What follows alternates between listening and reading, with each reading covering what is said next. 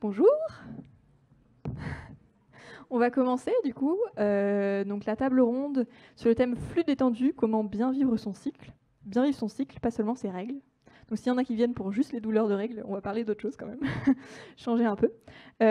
Donc on a la joie de recevoir des personnes très intéressantes aujourd'hui, dont 2 sages-femmes. Donc Melinda Rodriguez, qui est sage-femme d'origine chilienne, donc qui va nous apporter aussi un regard un peu culturel. Stéphanie Astrid Prieur, qui est aussi sage-femme française, cette-ci. Aline Ménix, qui est conseillère en symptothermie, qui va pouvoir nous parler un peu de l'observation du cycle aussi. Et Claire Bartou, qui est agente de développement au comité départemental de Gironde, olympique et sportif de Gironde, pardon. Donc qui va nous parler aussi du sport pendant le cycle. Donc merci à vous d'être là et merci à vous de nous regarder sur cette table ronde. On va commencer par Astrid, si tu veux bien.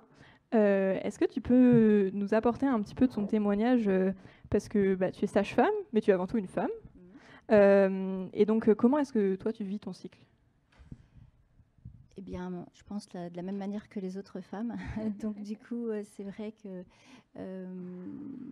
ça peut interagir sur mes consultations.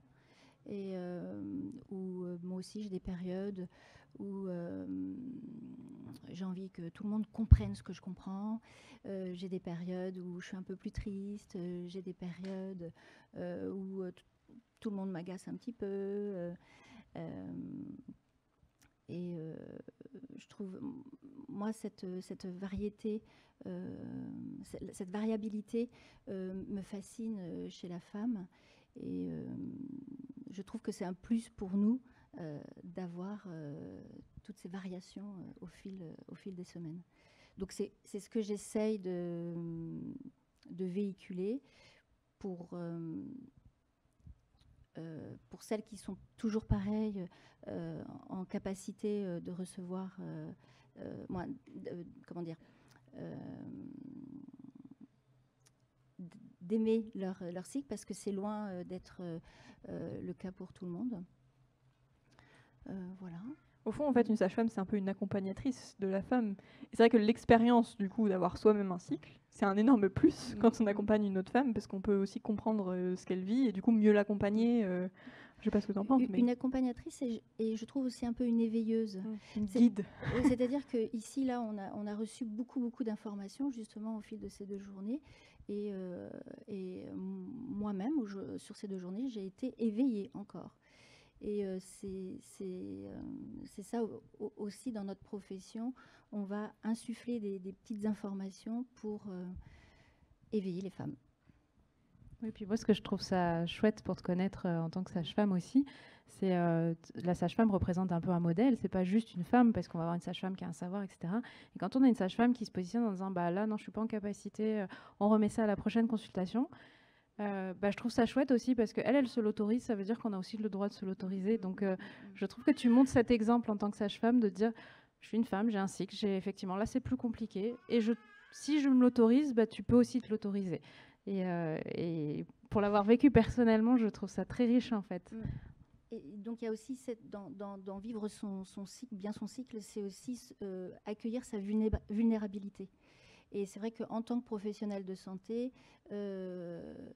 non seulement c'est pas facile à faire, mais c'est pas toujours non plus bien accueilli. Parce qu'on n'est pas les mêmes au final tout au long de notre cycle. C'est normal d'avoir des variations. Voilà, quand on est cyclique, on a des hormones qui varient. Mélinda, est-ce que tu veux nous parler un petit peu de la physiologie, de ce qui se passe justement au cours de ce cycle mensuel? Quelles sont les hormones qui nous traversent? Quelles sont un peu les étapes du cycle? Oui, bien sûr. Donc, du coup, je ne sais pas si vous savez déjà que dans les femmes, on est cyclique en comparaison à les hommes qui ne sont pas cycliques. Et notre cycle, c'est un peu bien marqué avec 4 phases environ. Et le plus important, c'est que dans toutes ces phases, il y a des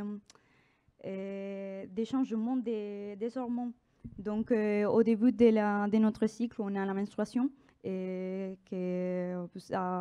on connaît comment, bon, je veux dire, les femmes, on sait comment on se sent normalement dans ces moments. Et après, on a tout un haut de la montée des hormones, pardon, et la montée des hormones, que c'est les estrogènes et la progestérone aussi, mais on a aussi la testostérone aussi qui parfois travaille aussi dans notre cycle qui monte, et ça nous permet aussi d'avoir toujours d'énergie, et que ça peut nous aider aussi dans nous, parce que c'est ça l'objectif de cette conférence, de comment on peut mieux vivre notre cycle et connaître les cycles pour savoir toutes les choses, comment on peut prendre cette énergie pour faire les choses qu'on a. Et après, vient toute la descente des hormones et les cycles recommencent toujours. Et ce qui est très sympathique, c'est que ces variations hormonales, on peut les voir, enfin, déjà on peut les sentir, et on peut les voir, par exemple, avec l'observation du cycle. Aline, si tu veux nous parler un petit peu de ce qu'on peut observer un peu dans chaque phase, qui peut nous mettre la puce à l'oreille que peut-être on change de phase. Ouais, bah c'est un peu, effectivement, c'est lié aux hormones. Et avant de dire ce qu'on peut observer, j'aime bien commencer en disant notre société, elle nous parle toujours des choses négatives du cycle. Comme tu commençais à dire, en fait, les règles, c'est chiant, on est casse-couille, pardonnez-moi le langage, mais enfin, on est énervé, on est irrité. On a tendance à avoir une paire de lunettes assez négative sur toutes ces phases du cycle, où soit on est excité, etc. Et en fait, je me dis, moi j'ai appris à prendre une autre paire de lunettes, poser celle-là, en prendre une autre, et en fait celle-là, elle me permet de regarder chaque phase avec un regard différent. Et là où il y avait potentiellement que du négatif, en fait il y a aussi des aspects positifs. Et justement, les règles où on a l'impression que c'est compliqué, etc., souvent c'est un rappel à l'ordre. On s'est peut-être un peu trop surmené, on ne s'est pas très écouté. Du coup, nos règles, elles nous rappellent allez, c'est peut-être le moment de se poser, de se coucouner, de se prendre un bon plaid. Il y a l'image que j'aime beaucoup d'une autrice, je veux dire, de Miranda Gray, qui compare les 4 phases du cycle avec les 4 saisons. Donc l'hiver, la menstruation, c'est l'hiver. L'hiver, on a tendance à se mettre au chaud, à prendre un bon plaid, un chocolat chaud. Ensuite, il y a le printemps. Oui, il y a le printemps, pardon. Je fatigue, c'est la fin de la journée. Le printemps où les bougeons commencent à arriver, donc l'énergie remonte, on a envie de faire des choses. Et puis après, il y a l'été où là, voilà, on fait plein de trucs, il fait beau, le soleil est là. Et après, il y a de nouveau cette phase qui redescend, où l'automne, on commence à re-rentrer un peu chez soi, l'énergie se calme.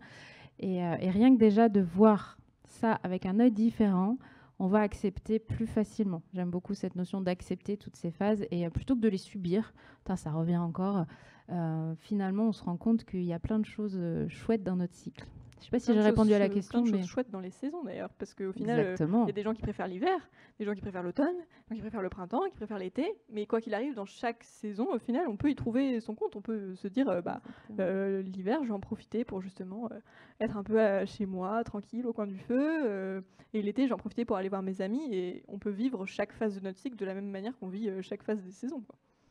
Exactement. Je voudrais ajouter que aussi, il faut remarquer que pas tous les cycles sont pareils. Ça dépend aussi des moments qu'on a, dans lesquels on est. Par exemple, si on est trop stressé, on va voir des choses que, par exemple, la règle n'arrive pas ou se décale un petit peu. Donc, c'est normal. C'est normal, entre guillemets, parce que, comme je l'ai dit, ça dépend vraiment du moment où on est. Et comme vous avez dit, ça dépend aussi de comment on vit notre cycle. Comment on le sent. Je veux dire, parfois, pas il y a des mois que la menstruation, c'est bien, on l'accepte, ouais, je suis content avec mon cycle et tout ça, mais il y a des autres mois que c'est vraiment chiant avoir la règle et tout ça. Mais comme on avait dit, c'est pas que la règle, le cycle. Donc, il faut découvrir toutes les différentes phases qu'il y a et commencer à profiter de chaque coupe d'énergie et des coupes hormonales pour arriver à faire notre projet, par exemple. On peut utiliser son cycle comme un allié de choc pour mener des projets et aussi pour réapprendre en fait à s'accepter comme on est en tant que femme. Ouais. Et c'est beau. Et est-ce que tu peux peut-être nous dire un mot aussi sur les personnes qui n'ont pas forcément de cycle, par exemple avec une contraception hormonale ou qui du coup n'ovulent pas? Oui, en fait, je ne sais pas si ici vous vous souvenez qu'à l'école on a appris qu'il y a un petit graphique où se trouve la montée des hormones et après que ça descende. Et avec la contraception, ça change bien sûr et on n'a pas ce jeu des hormones, que les hormones montent et après descendent. Donc on a un truc pareil, linéal, et qui descend un petit peu quand par exemple on prend les placebos. Les placebos, oui. Les placebos, oui, et quand on arrête les hormones principalement. Et par exemple, les femmes qui ont des autres contraceptions qui sont longues, comme les stérilets hormonaux ou l'implant. Ouais, L'implant. Et c'est aussi un ligne recte des hormones, mais que même si on a des hormones exogènes qu'on les met dans notre corps, il faut pardon. Il faut retenir qu'on est personne, on est des humains et qu'on va réagir toujours et ça dépend des moments où on est. Si, je vais répéter, mais si on est trop stressé, on va avoir aussi des changements de notre hormone autour de notre cycle. Ouais. Une femme qui prend une contraception hormonale comme une femme ménopausée, elles ont quand même, elles aussi, elles sentent des variations au fil des semaines. Donc il y a en effet, pourtant ça lisse normalement, toutes ces contraceptions et la ménopause aussi, mais non, elles aussi, elles sentent on bien. garde une nature cyclique à vie.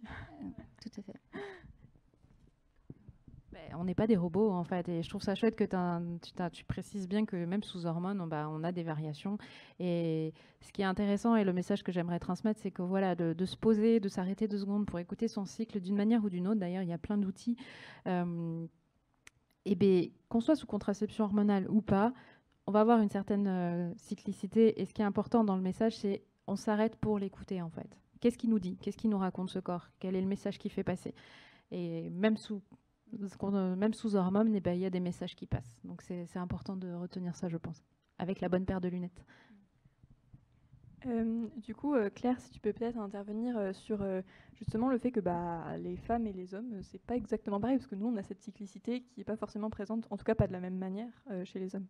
Dans le sport, du coup. Oui, dans le sport. Oui, alors quand on m'a demandé d'intervenir sur cette table ronde, enfin même au sein du festival, donc nous, au sein du comité olympique, on travaille sur l'égalité filles-garçons depuis plusieurs années, mais spécifiquement sur le cycle menstruel, c'était tout nouveau pour nous. Le mouvement sportif a vraiment été créé par les hommes et pour les hommes. Aujourd'hui, il est encore gouverné par les hommes. Ce sont des associations sportives. Donc, la plupart des personnes qui sont engagées aujourd'hui sont des hommes retraités. Donc, pour vous faire une petite image sociologique des personnes qui gouvernent aujourd'hui le mouvement sportif. Et donc, même s'il y a pas mal de changements, pour nous, c'était tout nouveau, en fait, de pouvoir parler de cette question-là.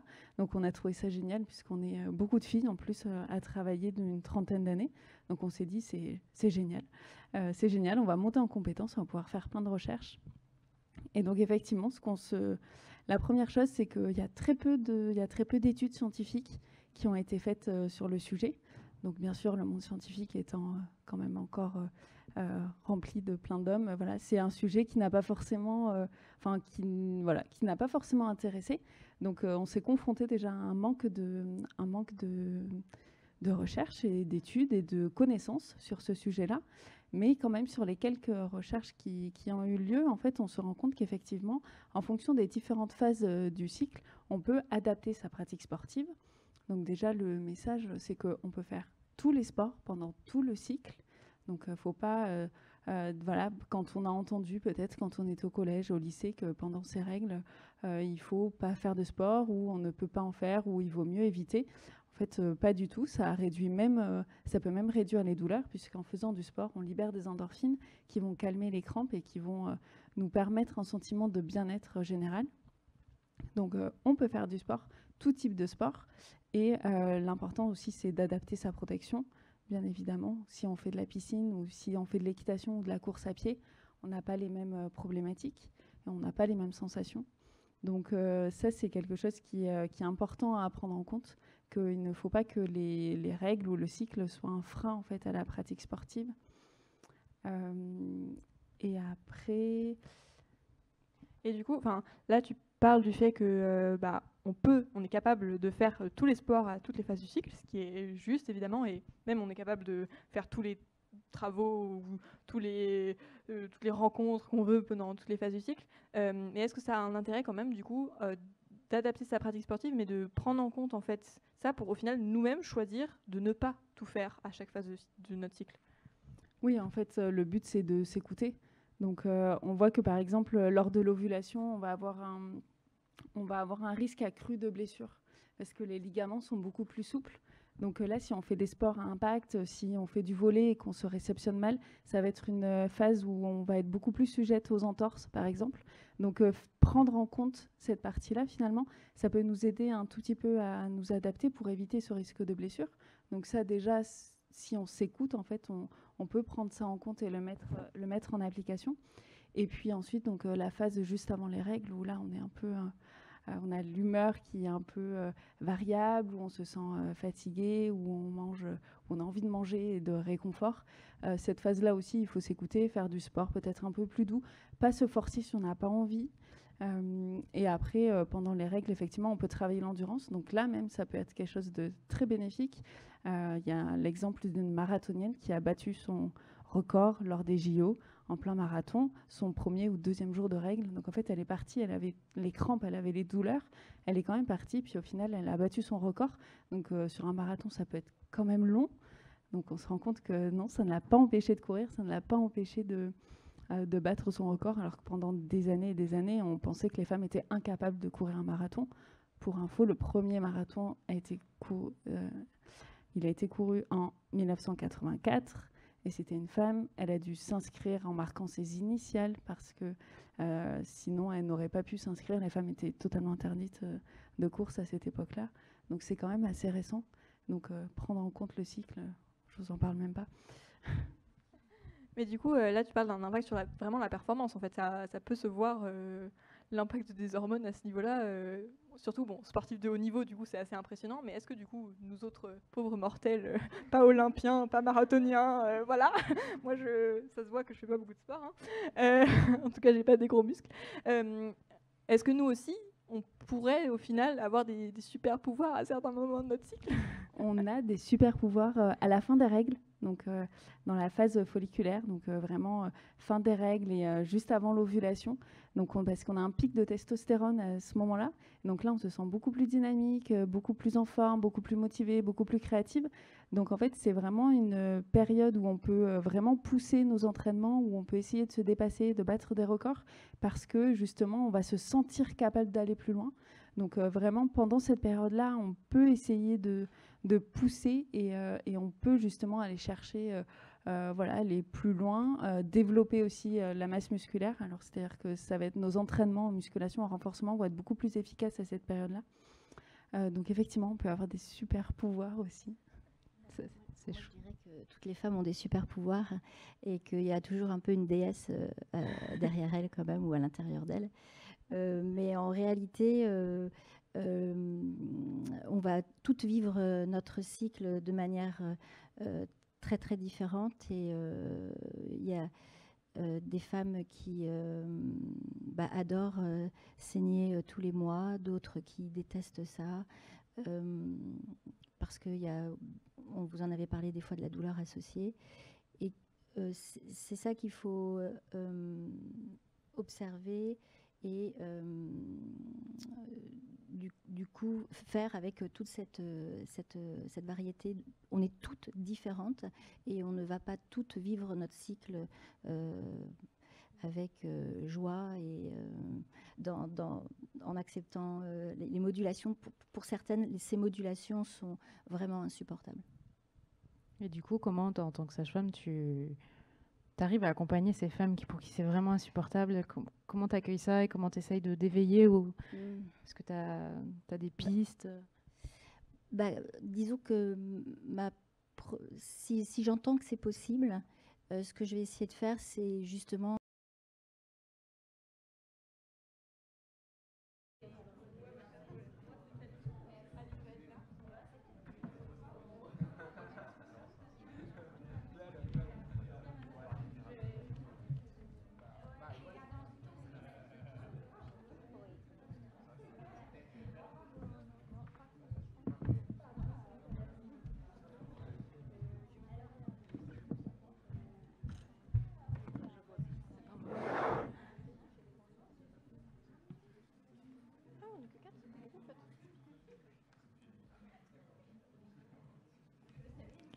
Bonjour. On va commencer du coup, donc la table ronde sur le thème flux détendu, comment bien vivre son cycle. Bien vivre son cycle, pas seulement ses règles. Donc s'il y en a qui viennent pour juste les douleurs de règles, on va parler d'autre chose quand même, changer un peu. Donc on a la joie de recevoir des personnes très intéressantes aujourd'hui, dont 2 sages-femmes. Donc Melinda Rodriguez, qui est sage-femme d'origine chilienne, donc qui va nous apporter aussi un regard un peu culturel. Stéphanie Astrid Prieur, qui est aussi sage-femme française, celle-ci. Aline Ménix, qui est conseillère en symptothermie, qui va pouvoir nous parler un peu de l'observation du cycle aussi. Et Claire Bartou, qui est agente de développement au comité départemental de Gironde, olympique et sportif de Gironde, pardon. Donc qui va nous parler aussi du sport pendant le cycle. Donc merci à vous d'être là et merci à vous de nous regarder sur cette table ronde. On va commencer par Astrid, si tu veux bien. Est-ce que tu peux nous apporter un petit peu de ton témoignage parce que tu es sage-femme, mais tu es avant tout une femme. Et donc, comment est-ce que toi, tu vis ton cycle ? Eh bien, je pense de la même manière que les autres femmes. Donc, du coup, c'est vrai que ça peut interagir sur mes consultations.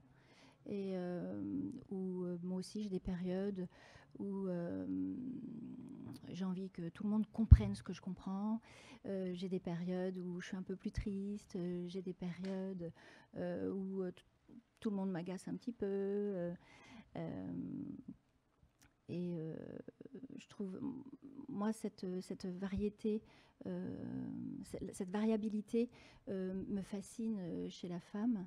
Et je trouve que c'est un plus pour nous d'avoir toutes ces variations au fil des semaines.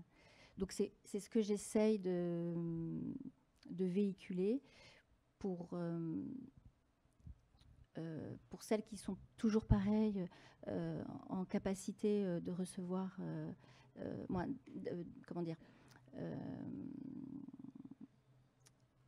d'aimer leur cycle, parce que c'est loin d'être le cas pour tout le monde. Voilà. Au fond, en fait, une sage-femme, c'est un peu une accompagnatrice de la femme. Et c'est vrai que l'expérience, du coup, d'avoir soi-même un cycle, c'est un énorme plus quand on accompagne une autre femme, parce qu'on peut aussi comprendre ce qu'elle vit et du coup mieux l'accompagner. Je ne sais pas ce que tu en penses. Une accompagnatrice et je trouve aussi un peu une éveilleuse. Une guide. C'est-à-dire qu'ici, là, on a reçu beaucoup d'informations, justement, au fil de ces 2 journées.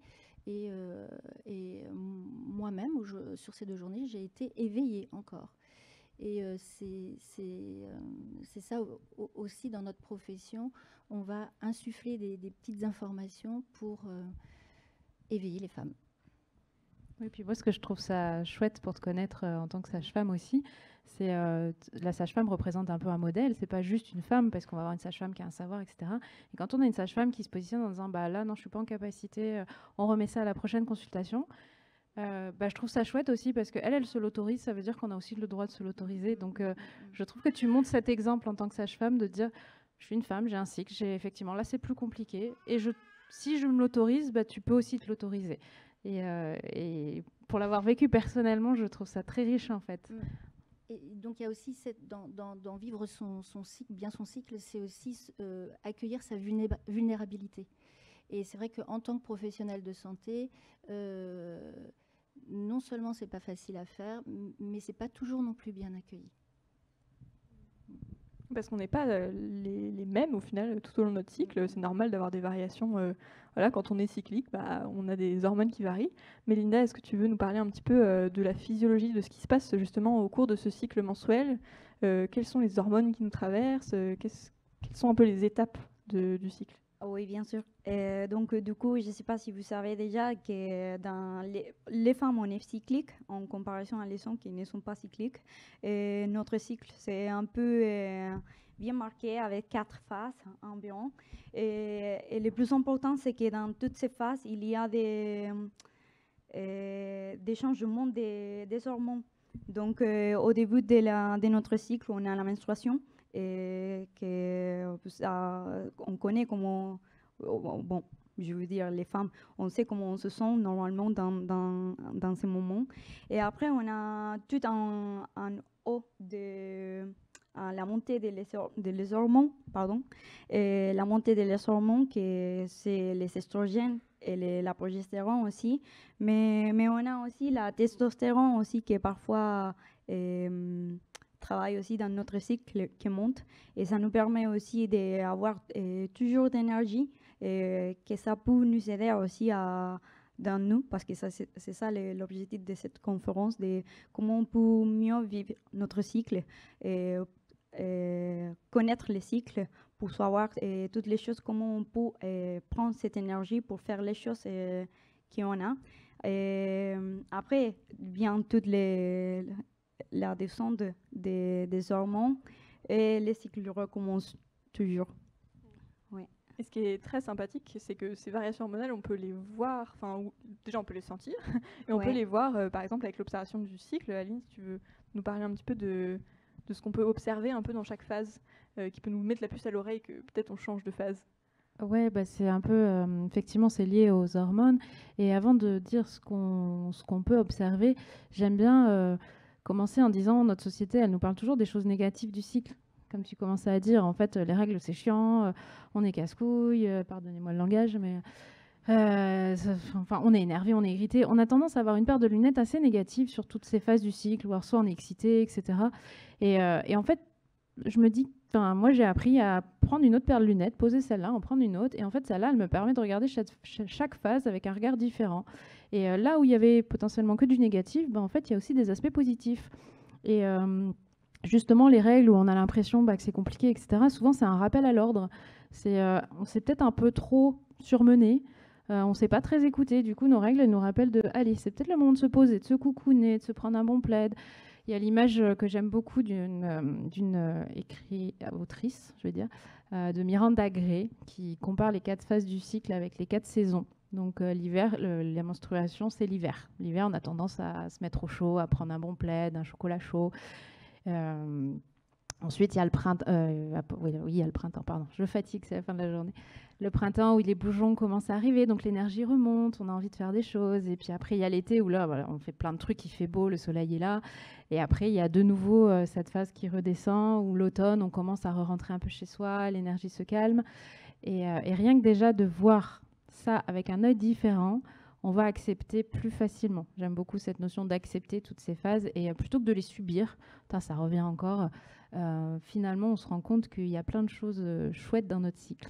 Je ne sais pas si j'ai répondu à la question. Plein de choses chouettes dans les saisons d'ailleurs, parce qu'au final, il y a des gens qui préfèrent l'hiver, des gens qui préfèrent l'automne, des gens qui préfèrent le printemps, qui préfèrent l'été, mais quoi qu'il arrive, dans chaque saison, au final, on peut y trouver son compte. On peut se dire, l'hiver, je vais en profiter pour justement être un peu chez moi, tranquille, au coin du feu, et l'été, j'en profiter pour aller voir mes amis, et on peut vivre chaque phase de notre cycle de la même manière qu'on vit chaque phase des saisons, quoi. Exactement. Je voudrais ajouter que aussi, il faut remarquer que pas tous les cycles sont pareils. Ça dépend aussi des moments qu'on a, dans lesquels on est. Par exemple, si on est trop stressé, on va voir des choses que, par exemple, la règle n'arrive pas ou se décale un petit peu. Donc, c'est normal. C'est normal, entre guillemets, parce que, comme je l'ai dit, ça dépend vraiment du moment où on est. Et comme vous avez dit, ça dépend aussi de comment on vit notre cycle. Comment on le sent. Je veux dire, parfois, pas il y a des mois que la menstruation, c'est bien, on l'accepte, ouais, je suis content avec mon cycle et tout ça, mais il y a des autres mois que c'est vraiment chiant avoir la règle et tout ça. Mais comme on avait dit, c'est pas que la règle, le cycle. Donc, il faut découvrir toutes les différentes phases qu'il y a et commencer à profiter de chaque coupe d'énergie et des coupes hormonales pour arriver à faire notre projet, par exemple. On peut utiliser son cycle comme un allié de choc pour mener des projets et aussi pour réapprendre en fait à s'accepter comme on est en tant que femme. Ouais. Et c'est beau. Et est-ce que tu peux peut-être nous dire un mot aussi sur les personnes qui n'ont pas forcément de cycle, par exemple avec une contraception hormonale ou qui du coup n'ovulent pas? Oui, en fait, je ne sais pas si ici vous vous souvenez qu'à l'école on a appris qu'il y a un petit graphique où se trouve la montée des hormones et après que ça descende. Et avec la contraception, ça change bien sûr et on n'a pas ce jeu des hormones, que les hormones montent et après descendent. Donc on a un truc pareil, linéal, et qui descend un petit peu quand par exemple on prend les placebos. Les placebos, oui. Les placebos, oui. Et quand on arrête les hormones, principalement. Et par exemple, les femmes qui ont des autres contraceptions qui sont longues, comme les stérilés hormonels ou l'implant. L'implant. Et c'est aussi un ligne recte des hormones. Mais que, même si on a des hormones exogènes qu'on les met dans notre corps, il faut pardon, il faut retenir qu'on est personne, on est des humains et qu'on va réagir toujours et ça dépend des moments où on est. Si, je vais répéter, mais si on est trop stressé, on va avoir aussi des changements de notre hormone autour de notre cycle. Oui. Ouais. Une femme qui prend une contraception hormonale comme une femme ménopausée, elles ont quand même, elles aussi, elles sentent des variations au fil des semaines. Donc il y a en effet, pourtant ça lisse normalement, toutes ces contraceptions et la ménopause aussi, mais non, elles aussi, elles sentent On bien. garde une nature cyclique à vie. Tout à fait. On n'est pas des robots en fait, et je trouve ça chouette que tu précises bien que même sous hormones, on a des variations. Et ce qui est intéressant et le message que j'aimerais transmettre, c'est que voilà, de se poser, de s'arrêter 2 secondes pour écouter son cycle d'une manière ou d'une autre. D'ailleurs, il y a plein d'outils. Et bien, qu'on soit sous contraception hormonale ou pas, on va avoir une certaine cyclicité. Et ce qui est important dans le message, c'est on s'arrête pour l'écouter en fait. Qu'est-ce qu'il nous dit? Qu'est-ce qu'il nous raconte ce corps? Quel est le message qu'il fait passer? Et même sous hormones, il y a des messages qui passent. Donc c'est important de retenir ça, je pense, avec la bonne paire de lunettes.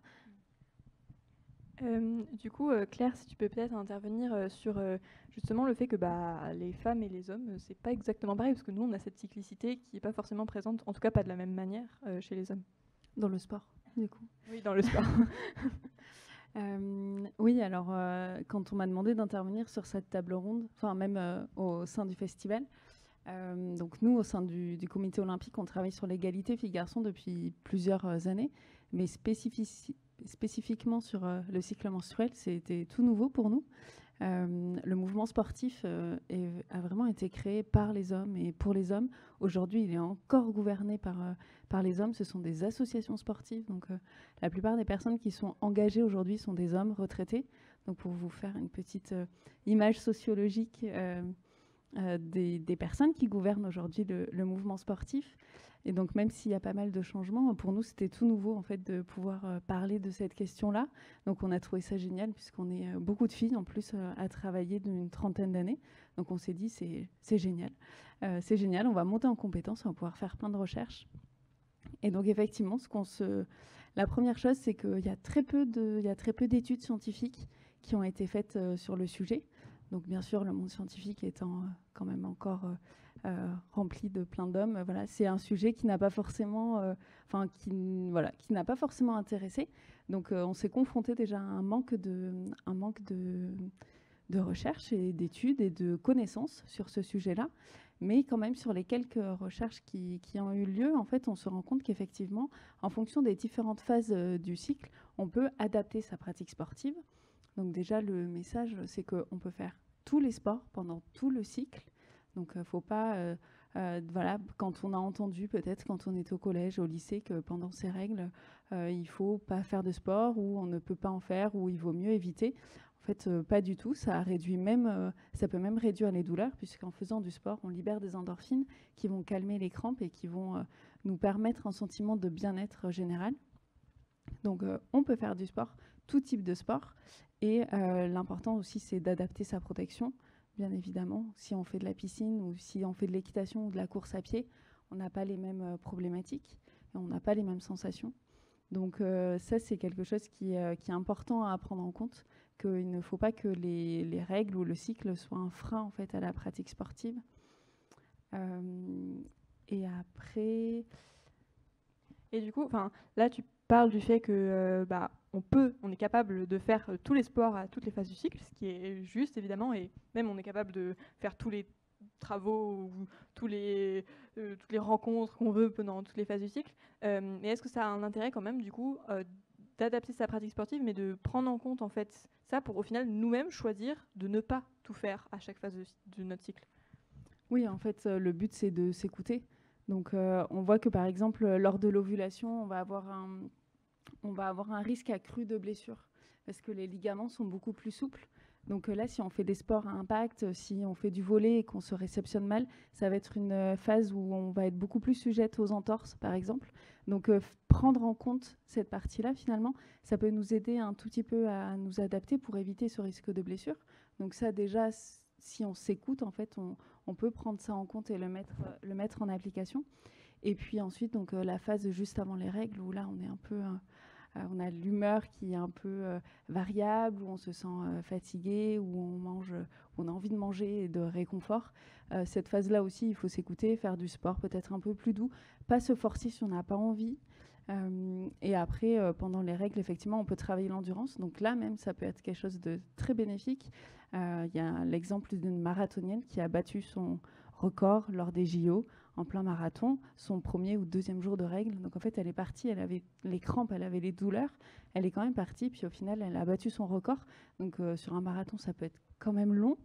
Donc on se rend compte que non, ça ne l'a pas empêché de courir, ça ne l'a pas empêché de battre son record, alors que pendant des années et des années, on pensait que les femmes étaient incapables de courir un marathon. Pour info, le premier marathon il a été couru en 1984. Et c'était une femme, elle a dû s'inscrire en marquant ses initiales parce que sinon elle n'aurait pas pu s'inscrire. Les femmes étaient totalement interdites de course à cette époque-là. Donc c'est quand même assez récent. Donc prendre en compte le cycle, je vous en parle même pas. Mais du coup, là, tu parles d'un impact sur vraiment la performance. En fait, ça peut se voir l'impact des hormones à ce niveau-là. Surtout, sportifs de haut niveau, du coup, c'est assez impressionnant. Mais est-ce que, du coup, nous autres pauvres mortels, pas olympiens, pas marathoniens, voilà, moi, ça se voit que je fais pas beaucoup de sport. En tout cas, j'ai pas des gros muscles. Est-ce que nous aussi, on pourrait, au final, avoir des super pouvoirs à certains moments de notre cycle? On a des super pouvoirs à la fin des règles, donc dans la phase folliculaire, donc vraiment fin des règles et juste avant l'ovulation. Donc parce qu'on a un pic de testostérone à ce moment-là. Donc là, on se sent beaucoup plus dynamique, beaucoup plus en forme, beaucoup plus motivé, beaucoup plus créative. Donc en fait, c'est vraiment une période où on peut vraiment pousser nos entraînements, où on peut essayer de se dépasser, de battre des records, parce que justement, on va se sentir capable d'aller plus loin. Donc vraiment, pendant cette période-là, on peut essayer de pousser et on peut justement aller chercher aller plus loin, développer aussi la masse musculaire. Alors c'est-à-dire que ça va être nos entraînements en musculation, en renforcement vont être beaucoup plus efficaces à cette période-là. Donc effectivement, on peut avoir des super pouvoirs aussi.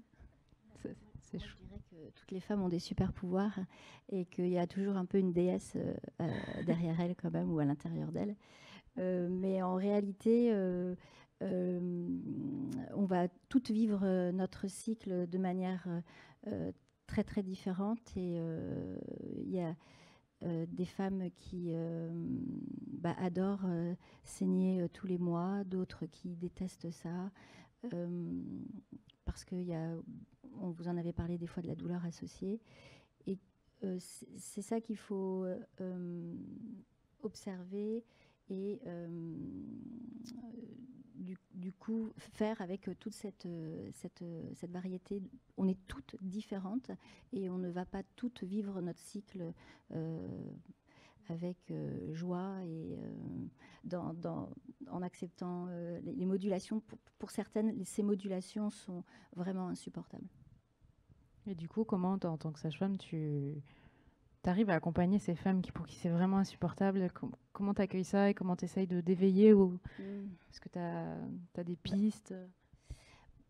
Disons que si j'entends que c'est possible, ce que je vais essayer de faire, c'est justement y mettre de la joie, de donner des arguments qui font mais ça en fait c'est génial, ça en fait c'est génial, si je sens qu'il y a une ouverture sur ce chemin-là. Si au contraire je sens que c'est vraiment quelque chose qui pénalise, qui est trop compliqué, eh bien, on va toujours sur ces pistes de la naturopathie, de l'ostéo. Voilà. Tu réorientes du Tout à coup fait. pour accompagner les difficultés. Oui. Et après, il y a l'allopathie. Hein, voilà. Bien sûr. Voilà.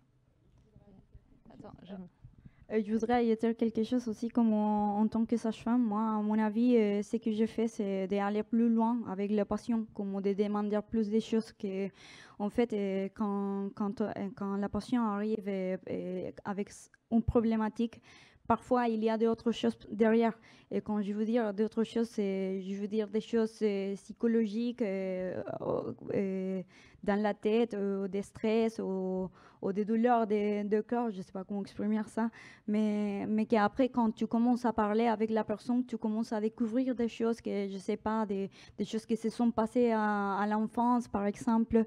Donc, ce n'est pas seulement la médication, ce n'est pas seulement faire des examens, c'est aussi d'aller plus loin, d'écouter à la patient et de savoir qu'est-ce qu'il y a aussi, parce que parfois, c'est ça qui fait les problèmes. Ce que tu dis, c'est vraiment en creusant et en allant écouter ce que dit la personne, tu peux aller tomber sur des choses qu'on n'aurait pas pensé en première. Exactement, exactement. Et j'avais juste envie du coup, à la base, je prenais le micro pour ça. Tu parlais des performances en sport, et moi, ce que j'entendais derrière aussi, c'est pour continuer ces outils et ces paires de lunettes qui nous aident, j'imagine que si on est capable de savoir qu'à certains moments de notre cycle, on est performante, on va aussi plus facilement accepter les moments où on l'est moins, et potentiellement éviter de forcer ces jours-là, parce que je sais pas, j'imagine qu'une femme qui ne sait pas, alors je suis pas très sportive non plus sur ce temps-là, mais vouloir forcer à fond en disant putain j'y arrive pas alors que la semaine dernière j'y arrivais, et finalement avoir cette connaissance-là, se dire ok, en fait c'est juste ma phase du cycle, c'est peut-être pas le moment de forcer, et si j'attends juste la semaine prochaine, en fait ça va être top quoi. Exactement. En fait, ce qu'on se rend compte, alors pour les personnes qui font du sport, on se rend compte que sur une même séance, à 2 ou 3 jours d'intervalle, il y a une fois où ça marche hyper bien, et puis le lendemain, pas du tout, ou la semaine d'après, ça marche pas du tout, on a zéro énergie, ça fonctionne pas. Et effectivement, avoir cette conscience-là et cette connaissance-là, ça nous permet justement de nous déculpabiliser et de nous dire, bon, bah, si ça marche pas là, c'est pas grave, ça marchera la prochaine fois, où je serai plus performante. Et aujourd'hui, on voit qu'il y a certaines applications aussi qui donnent des conseils. Alors, par exemple, pour les personnes qui font de la course à pied et qui ont une application Garmin avec une montre connectée, en fait, si on rentre notre phase du cycle, enfin notre cycle avec le début des règles à chaque mois, en fait, il nous calcule tout seul la phase et puis il nous donne des petites astuces. Bon, ben là, vous êtes dans telle phase, vous pouvez essayer de forcer un peu, voir ce que ça donne. Et donc finalement, alors moi en fait c'est comme ça, hein, très honnêtement, que j'ai appris qu'on pouvait associer sport et cycle menstruel. Avant je ne le savais pas, donc ça fait 2 ans à peu près. Et en fait je trouve ça génial de justement se dire que quelque chose qu'on pouvait voir comme un frein à la pratique sportive, notamment lors des règles, en fait au contraire on peut le tourner d'une manière tout à fait positive, et ça nous apprend à nous écouter, ça nous apprend justement à se rendre compte et à nous déculpabiliser quand ça ne fonctionne pas. Et du coup, c'est en rendant compte de ce qui se passe et justement en observant les effets, du coup, on peut aussi y croire et du coup se dire, bah oui, il y a du juste là-dedans, donc plus au final on le fait et plus ça nous motive. Plutôt que de dire ah bah j'ai pas réussi tel entraînement, ou j'ai pas réussi à faire tel sport, ou j'ai pas eu la force que j'avais avant, ou j'ai pas eu la performance que j'attendais. Là, on peut avoir j'ai une performance différente et du coup je peux aussi m'adapter à ça et me dire bon, je vais peut-être faire un autre sport par exemple. Est-ce qu'il y a par exemple, si une personne fait un sport, on va dire, en compétition, etc., évidemment, il n'y a pas le choix. Et la compétition a lieu là où a lieu la compétition. Mais quand on a le choix, au final, de faire différents sports au cours de notre cycle, par exemple, courir, ou des sports plutôt ensemble, des sports ou des sports plus de renforcement musculaire, ou ce genre de choses, est-ce qu'il y a certains sports qui sont plus ou moins adaptés, ou qui, en tout cas, peuvent nous faire sentir bien à certains moments de notre cycle? Alors, en fait, dans toute pratique sportive, même si on a une discipline, c'est toujours bien de faire des entraînements croisés ou de pouvoir associer à d'autres pratiques, comme par exemple du renforcement musculaire ou de la souplesse avec du yoga. Donc par exemple, si on fait que de la course à pied, il faut quand même renforcer à certains moments, et donc là on peut vraiment le faire juste après les règles, justement pour travailler la masse musculaire. Donc ça sera forcément bénéfique pour notre pratique sportive, même si on fait que du basket par exemple. Travailler sur la masse musculaire, c'est très important aussi pour renforcer justement les articulations. Et en période peut-être plus douce où on n'a pas envie de se forcer, juste avant les règles ou pendant les règles, là on peut très bien se mettre à du pilates, du yoga, quelque chose qui nous fait un peu bouger, libérer un peu d'endorphine pour nous faire du bien, mais sans se mettre dans le mal forcément. Et par exemple, on voit qu'il y a certaines positions alors je crois qu'il y a une conférence là-dessus ou un cours de yoga tout à l'heure, mais certaines positions de yoga qui permettent justement de détendre les muscles et donc aussi à favoriser, à limiter en tous les cas les douleurs aussi qu'on peut avoir pendant les règles. Du coup, j'ai une question très concrète qui me vient là. Si on a envie vraiment d'intégrer ces idées dans le sport chez nous, il y a des ressources. Qu'est-ce que tu conseilles? Vers quoi on se tourne? Il y a des outils ou c'est encore très pauvre? Et pour l'instant, c'est juste de l'expérimentation. Et si oui, comment tu nous conseillerais de commencer en fait? Alors, les outils sont très très pauvres.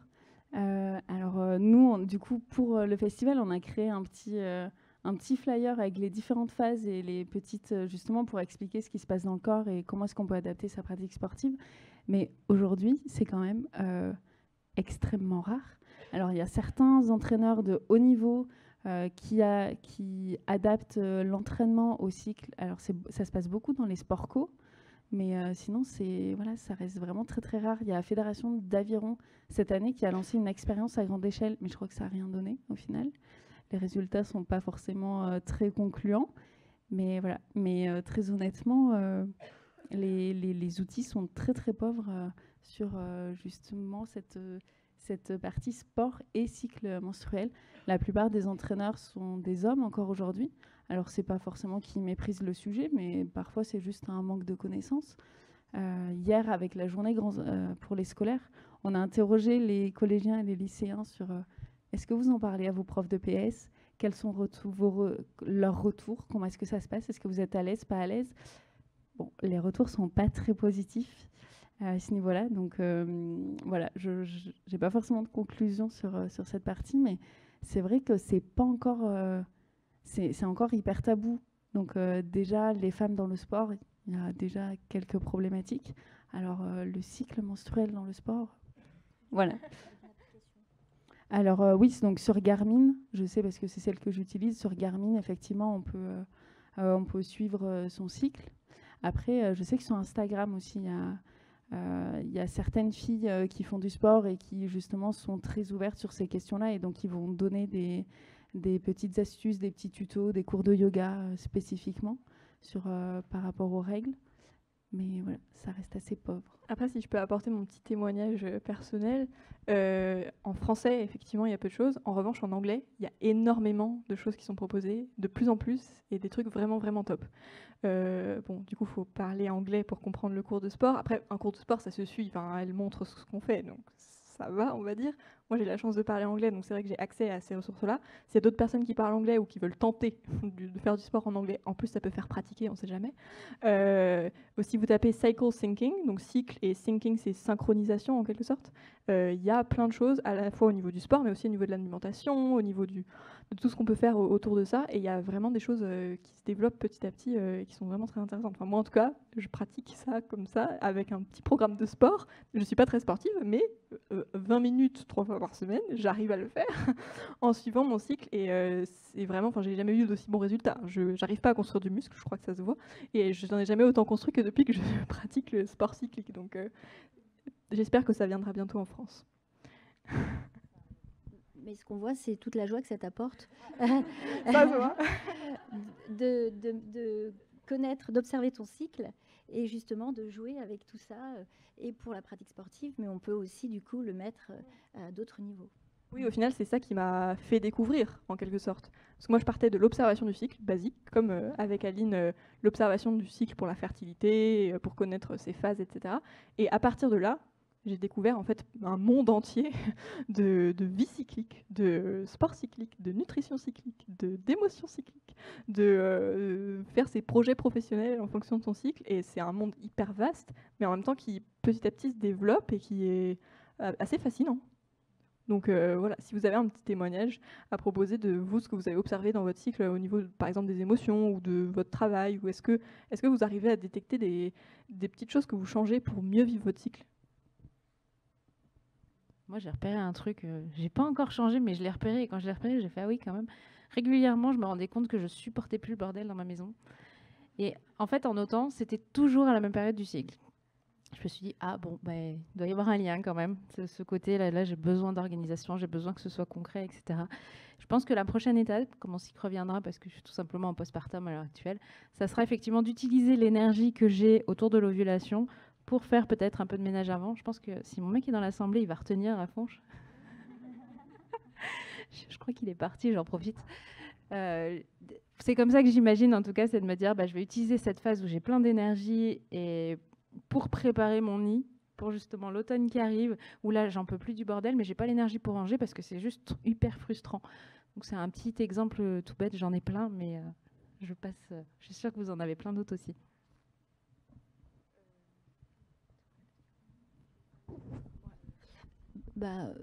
Moi, il y a cette période que je sens où je suis très facilement agacée.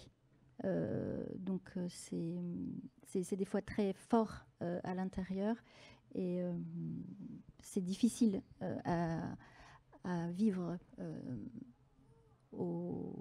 à l'approche du cycle, à l'approche des règles, des lunes. Voilà. Yes.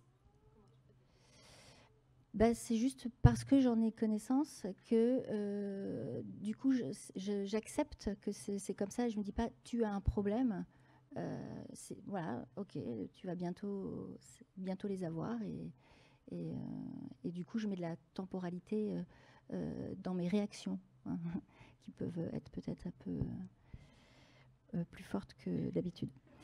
Et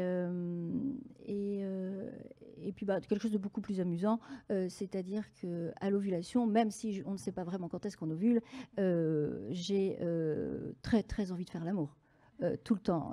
Voilà. Donc je me dis que là, je suis plutôt au milieu du cycle. Voilà. Moi aussi, j'arrive à bien sentir, depuis que j'ai arrêté la pilule, j'arrive à bien sentir quasiment toutes les phases du cycle. Et ce que j'ai remarqué en faisant du sport et en allant courir, c'est que vraiment pendant les règles, alors pas le premier ou le deuxième jour parce que là je suis vraiment trop mal, mais après j'arrive vraiment à aller courir, à tenir vraiment sur de l'endurance, à faire 1 heure, 1 heure et demie, et ça réduit en fait, ça réduit vraiment toutes les douleurs et je sens que ça me fait vraiment du bien. Donc ça c'est quelque chose que je garde en me disant à la base j'ai pas trop envie d'y aller. Et puis au final, je regrette jamais parce que ça a un réel effet sur les douleurs. Pour moi, c'était un peu compliqué au début. Par exemple, j'étais un peu comme au-dessus de la société, dès que la règle c'est chiant, tous les cycles et tout ça. Donc au début, j'étais un peu m'accepter comme femme, que ce que j'ai, c'est normal, c'est bien, c'est pas chiant. Et aussi pour accepter tous les moments qu'on a. Et accepter aussi que parfois aujourd'hui je n'ai pas l'énergie pour faire beaucoup de choses, donc je ne vais pas m'efforcer à les faire et profiter les jours que j'ai trop d'énergie pour faire toutes les choses que je voudrais faire et voilà. Mais je pense qu'on a aussi un peu c'est vrai que c'est la société un peu, je ne sais pas si c'est en France comme ça, mais nous, chez moi, pardon, on entend beaucoup de choses de que la règle, en fait, c'est chiant, comme vous disiez. Et je pense que ça nous prédispose à vivre les cycles d'une autre façon, d'une façon un peu comme moi, pourquoi ça m'est arrivé, pourquoi je suis faim, pourquoi je dois saigner. Et voilà. Donc, je pense que à moi, au début, j'étais m'accepter comme femme, comme je l'ai dit, accepter les cycles, accepter que les cycles menstruels, ce n'est pas seulement la reproduction, parce que c'est fait pour ça, donc pour nous reproduire. Mais et profiter des coupes d'énergie qu'on a dit, les coupes hormonales, pour faire des autres choses comme des projets, et voilà. Et, je vais revenir sur quelque chose de plus concret, parce que à la base, on est sur comment mieux vivre son cycle. L'observation du cycle par un outil comme la symptothermie ou d'autres d'ailleurs m'a aussi permis de mieux vivre mes cycles irréguliers. Je n'ai pas des cycles très irréguliers, mais mes cycles sont irréguliers. Et quand on n'a pas un désir d'enfant et qu'on a des règles qui arrivent un peu quand elles veulent, ça peut être hyper stressant. Donc on se rajoute ça en plus, c'est sympa au quotidien. Et de savoir, en fait, ce que je dis toujours, il n'y a pas de retard de règles, sauf en cas de grossesse. Un retard de règles, c'est un retard d'ovulation, sauf qu'on ne sait pas quand on ovule. Et quand on sait, quand on ovule, quand on a appris à comprendre la physiologie de son cycle, comment il évolue, comment on repère notre fertilité, eh bien, on sait tout simplement que l'ovulation elle est décalée, donc les règles vont être décalées, tout simplement. Et on n'est plus dans cette zone de stress en disant mon Dieu, j'ai un retard de règles. Non, j'ai pas de retard de règles. L'exemple concret, c'est un jour, j'avais un cycle, je voyais mon début d'ovulation potentiellement. J'ai eu un gros rendez-vous professionnel, gros coup de stress, tout s'est arrêté, l'ovulation, elle s'est produite à peu près une semaine après. Et en gros, j'étais là, ah oui, donc le stress m'a quand même bloqué mon ovulation et elle s'est produite une semaine après. Tout ça pour dire que voilà, je pense qu'on est vraiment dans cette connaissance de soi par l'écoute du sport, par l'écoute de nos énergies, par l'écoute de notre fertilité pour répondre au quotidien comment ça peut mieux se passer. Et au final, moi, ce que j'ai trouvé en observant mon cycle, c'est que ça peut nous aider à mieux le vivre, non seulement parce que déjà on y apporte une certaine conscience et on s'y intéresse, et au fond, quand on s'intéresse à quelque chose, déjà les messages nous paraissent plus clairs que juste j'ai mal. Il y a aussi des messages qui peuvent être un peu plus subliminaux, comme justement une ovulation décalée par le stress ou plein de choses comme ça. Mais ce qui est intéressant, en fait, c'est que aussi ça permet de prévoir en quelque sorte, même si on prédit jamais l'ovulation, mais par exemple, une fois que l'ovulation est là, on sait que nos règles arrivent incessamment sous peu, on va dire, et donc on peut se dire, bon bah voilà, j'ai 2 semaines, on va dire, pour me préparer à l'arrivée de mes règles, qu'est-ce que je peux faire pour que ça aille mieux, plutôt que qu'elles nous tombent dessus, entre guillemets, ça fait 3 semaines que j'ai pas eu mes règles, ah bah là maintenant j'ai commencé à avoir mes règles. Là, il y a aussi la conscience de, ok, tu vas avoir tes règles, tu peux en profiter pour avant te reposer, avant prendre soin de toi, avant boire des tisanes, faire ce qu'on ressent être bon pour notre cycle, et du coup, au final, mieux vivre les règles qui arrivent, juste parce que déjà, on sait qu'elles vont être là. Peut-être on va se dire, oh, je vais pas planifier le gros truc énorme le premier jour de mes règles, et si on sait quand elles arrivent un peu mieux, bah, du coup, on peut aussi mieux l'accepter, mieux le gérer au final, et mieux vivre avec son cycle plutôt que de se prendre son cycle sur la tête. Et je voudrais juste préciser qu'on est toutes différentes et que certaines, les projets, ça sera peut-être en prémenstruel et d'autres, ça sera peut-être à d'autres moments. Mais il y a des grandes règles qu'on retrouve régulièrement et puis il y a des femmes, elles sortent un peu du cadre et c'est complètement OK et c'est génial. Le principal, c'est de mettre le doigt dessus, en fait. Moi, je sais que si j'ai un gros projet, c'est en phase lutéale, pas du tout en phase ovulatoire. En phase ovulatoire, j'ai trop d'idées. Du coup, je pars dans tous les sens et du coup, j'arrive pas à faire ce que j'ai envie de faire. Alors que si je me mets l'objectif en phase lutéale, finir d'écrire ce rapport, là, je peux me poser et juste ne pas avoir de distraction. Comme quoi, voilà, je veux dire, faire le projet en phase ovulatoire, c'est bien, ça peut être intéressant, mais quand on observe son cycle et qu'on voit son fonctionnement à soi, on arrive à petit décoder et comprendre un peu quelles phases nous font quoi. Pareil, j'ai tendance à crier sur ma voiture quand je suis en phase prémenstruelle, et je le sais, c'est pas grave. Est-ce que l'une d'entre vous veut donner peut-être des conseils à l'assistance sur les règles, par exemple, au Chili, est-ce qu'on vous donne des conseils pour vos règles, pour mieux vivre votre cycle? Parce que nous, en France, on a quoi? On a les bouillottes. Les bouillottes, oui. En fait, c'est principalement pour comment manager les douleurs pendant les règles.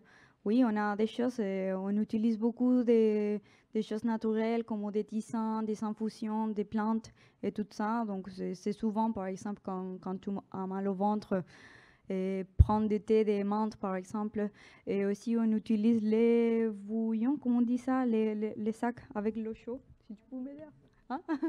La bouillotte. Les bouillottes. On a des bouillottes, mais avec des noyaux de cerises ou des graines. Des graines, exactement, oui. Et donc ça nous aide aussi, parce qu'avec les graines, ça dépend des graines qu'ils sont. Et ils ont aussi des effets analgésiques. Et aussi, je voudrais ajouter que ces confs aussi, c'est pas seulement pour les femmes, c'est aussi pour les hommes. Et que je pense que là, maintenant, vous avez plus d'informations et vous pouvez nous comprendre quand, par exemple, on n'a pas trop l'énergie ou quand on arrive à s'embêter facilement. Et c'est pas à cause de parce qu'on voudrait, sinon que c'est à cause de nos hormones, nos hormones. Oui. Et donc, pour revenir au Chili, oui, on utilise ça. On utilise aussi beaucoup, ça devient de plus en plus l'utilisation de la coupe menstruelle parce que chez moi, on a une culture indigène qui s'appelle les Mapuches et ils croyaient qu'on trouve les dieux à travers de la terre, de la Pachamama. Donc, il y a beaucoup de femmes qui voudraient s'approcher à ces cultures. Donc, avec la sang, après, il les met dans une boîte et après, il la met dans les plantes comme fertilisant, comme pour revenir à la nature un peu, parce on vient de la nature. Et voilà, je pense que manger du chocolat. Du chocolat aussi, bien sûr. Du chocolat aussi, bien sûr. Et moi, je conseille toujours à mes patients d'éviter, pendant la règle, par exemple, éviter les cafés, parce que ça aussi fait grandir un peu l'inflammation et tout ça. Voilà. Ce que tu disais, ça me faisait penser un peu au temazcal. Je ne sais pas si vous en faites au Chili. Des huttes de sudation. Alors, pour revenir sur la question de départ, pour moi, ça dépend vraiment si on a affaire à une femme qui ne vit pas bien son cycle parce que elle a toujours entendu que c'était chiant, en fait, d'être une femme, d'avoir des règles. Et là, du coup, je trouve qu'il y a des jolies lectures à proposer pour tomber en amour de soi. Et puis que l'analyse de son propre cycle va aussi permettre cette compréhension-là. Et il y a les femmes qui vraiment en souffrent avec des symptômes. Alors, il y a toujours le côté, en effet, psychologique à pas écarter.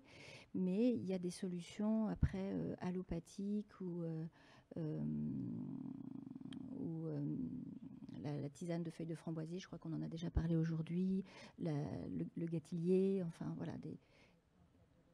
Voilà, c'est ça.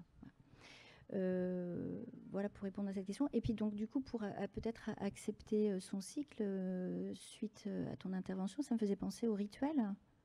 On manque de rituels en fait et ça devrait être une fête quand on a nos règles et on devrait ritualiser ce moment-là comme le cycle chaud qui propose déjà des choses sur la région.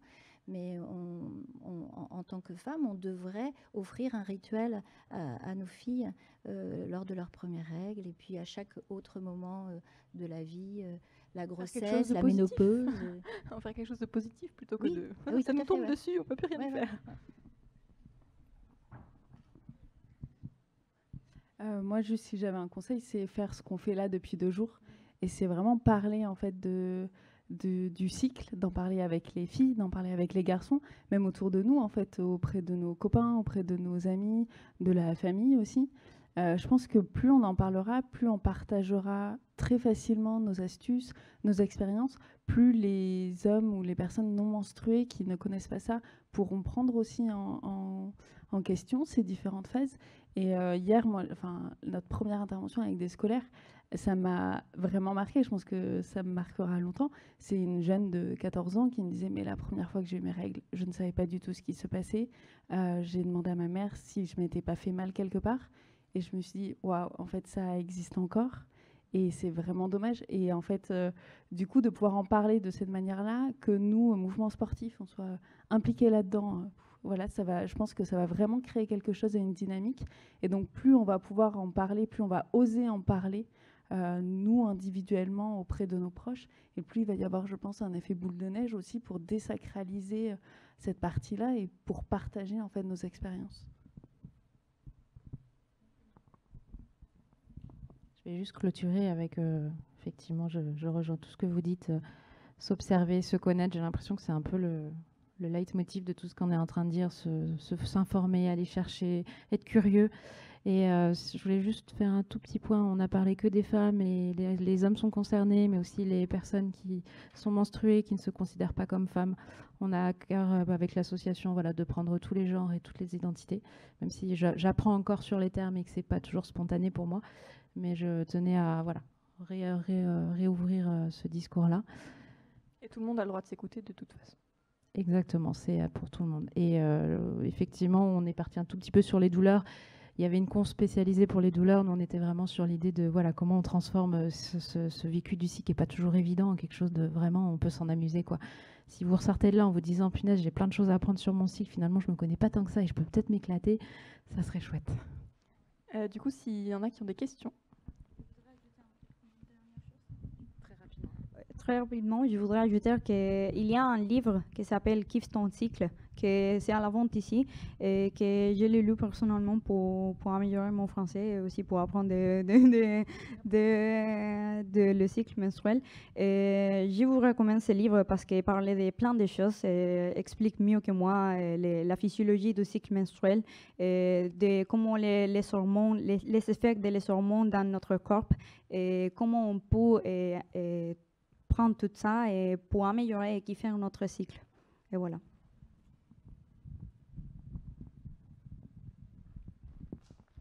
À vous qui aurez des questions. Bonjour à vous. Je voulais savoir, vous avez parlé des femmes, alors, mais de manière assez individualisée.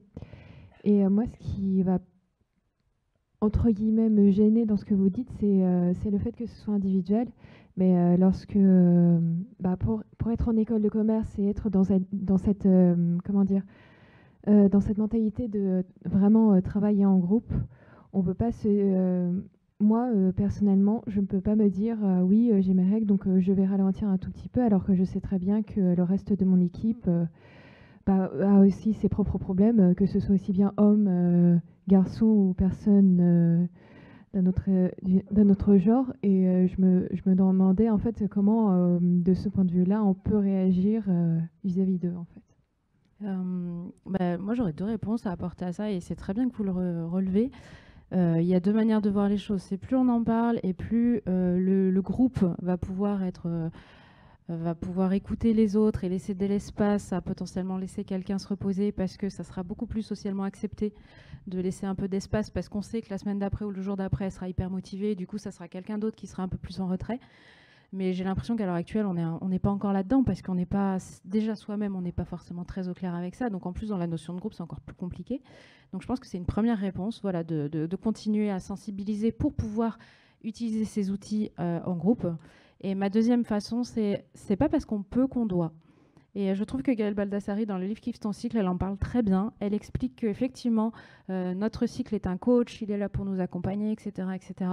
Mais on peut très bien en conscience se dire, OK, là, je sais que c'est ma phase du cycle. Sauf que ma réalité, vous parlez du travail, mais ça peut être des amis, je sais pas moi, n'importe quoi. La compétition sportive. La compétition sportive, exactement, c'est un très bon exemple. On est maman, il faut aller s'occuper des gamins. Il y a des réalités. On n'est pas dans le monde des bisounours. On ne peut pas toujours dire, oui, bah là, je me prends une semaine tranquille.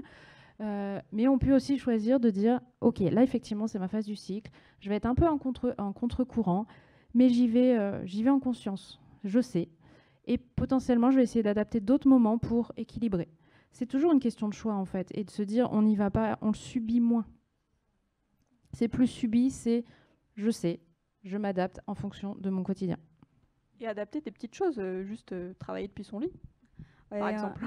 Moi, je voudrais ajouter qu'aussi, il faut qu'on commence à visibiliser plus les cycles menstruels et de ne pas cacher, par exemple, quand on a notre règle, comme moi, écoute, je vais changer mon tampon, et qu'on parle doucement, pas que,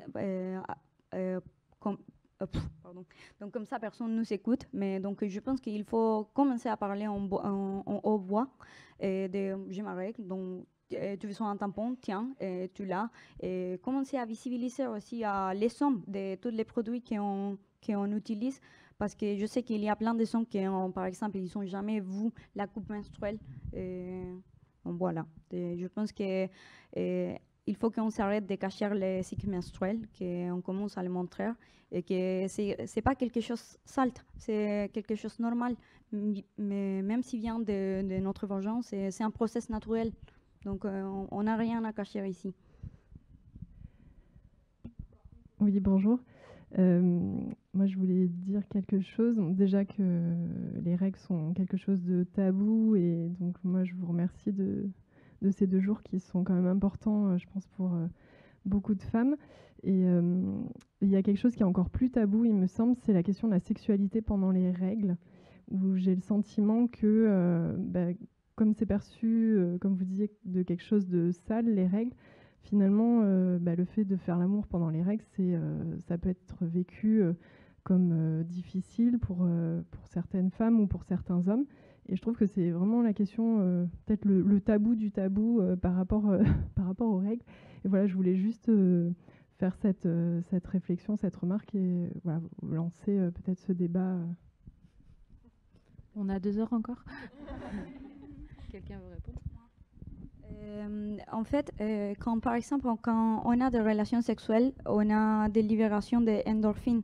Et comme elle a bien expliqué, les endorphines nous aident avec la joyeuse, la hérosité, un peu, pour nous sentir mieux. Ouais. Donc aussi, par exemple, toutes les choses, dès qu'on a un flux, ça nous aide aussi à avoir un lubrifiant. Donc, ça dépend de chaque femme. Si, je pense qu'il ne faut pas s'efforcer, mais si tu veux, par exemple, essayer d'avoir des rapports sexuels pendant ta règle, tu as tous les droits d'essayer, d'informer à ton couple si est-ce qu'elle a envie, il ou elle a envie d'essayer ou pas. Mais c'est pas parce qu'on a la règle on ne peut pas avoir des rapports sexuels. Je ne sais pas s'il y a quelqu'un qui voudrait dire quelque chose. Et puis accessoirement, si je me trompe pas, l'orgasme c'est antidouleur. Donc je me dis, bon, seul ou à plusieurs, Après, là, ça peut se justifier. on pense aux douleurs, mais effectivement, je crois que la question est encore plus large que ça, ce tabou de est-ce que j'ose, parce qu'il y a des femmes qui ont une très forte libido pendant les personnes qui ont des menstruations, qui ont des très fortes libido pendant ces moments-là, et finalement le partenaire ou la partenaire n'est pas très chaud parce que c'est sale. Je crois que c'est Sarah qui aime bien dire les règles c'est salissant mais c'est pas sale, notre présidente. Et je trouve que ça résume bien ça. Donc effectivement, c'est encore un tabou, et on en a parlé dans des précédentes interventions des Vulvaventures. Mais on pourrait encore en parler beaucoup. Donc, et en parlant, ça, petit à petit, ça va finir par tout à fait se calmer au niveau des tabous, on espère. Et je crois que plus on considérera le sang comme normal, plus toutes les personnes, quelle que soit leur identité, considérera le sang comme normal, la question de la sexualité se posera pas. Mais en même temps, la question de la sexualité en général est aussi tabou. Donc 2 tabous ensemble, ça fait un sacré cocktail.